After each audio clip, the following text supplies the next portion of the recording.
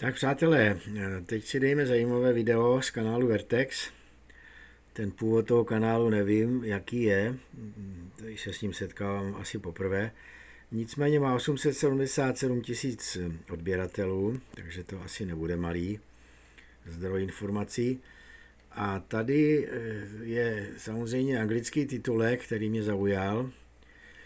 Samozřejmě tvář Roberta Fica. Fico napadá maďarského budoucího předsedu vlády Maďára kvůli Benešovým dekretům a jak se jich dovolává jako priority.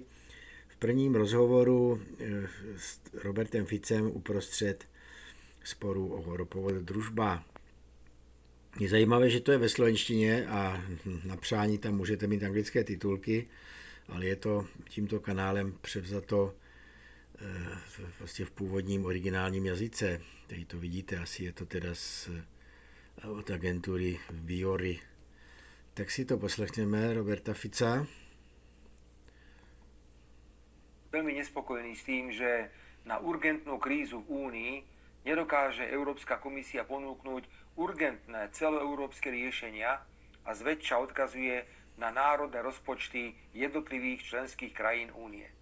To však ešte viac prehlbí rozdiely medzi členmi Európskej únie, pretože bohaté krajiny môžu svoj priemysel podporiť podstatne viac ako tie slabšie.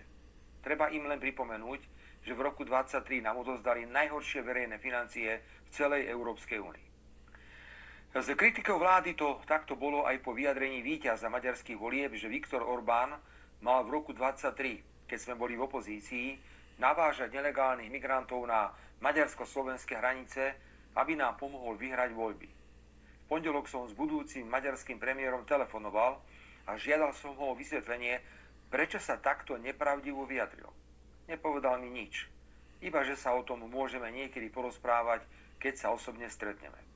Za to z telefonátu jasne vyplynulo, že absolútnou prioritou v slovensko-maďarských vzťahoch sú pre neho Benešové dekréty.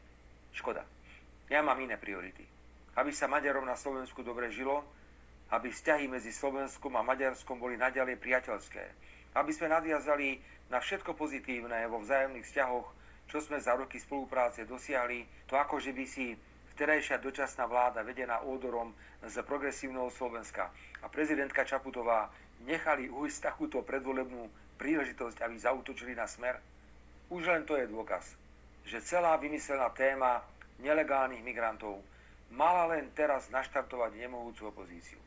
Alebo išlo iba o poďakovanie pána Maďara z progresívnemu Slovensku za to, že v čase maďarskej predvolebnej kampane mu pomohli otvorením otázky Benešových dekretov. Vyslovil názor, že by ma vôbec neprekvapilo, keby sa po získaní 90 miliardovej vojnovej pôžičky ukrajinský prezident rozhodol družbu opäť znefunkčniť. Je to hajzel, to on udělá. V takom prípade veľmi, veľmi zvedavý na reakciu Európskej únie a predovšetkým Európskej komisie. Priznám sa, že som bol prekvapený, s akou radosťou bolo privítané odblokovanie tejto vojnovej pôžičky. Ja som s ňou nesúhlasil a ani sa na nej nezúčastňujeme ako krajina. A myslím si, že len vedie k ďalšiemu a ďalšiemu utrpeniu v rusko-ukrajinskej vojne, ktorá preukázateľne nemá žiadne vojenské riešenie.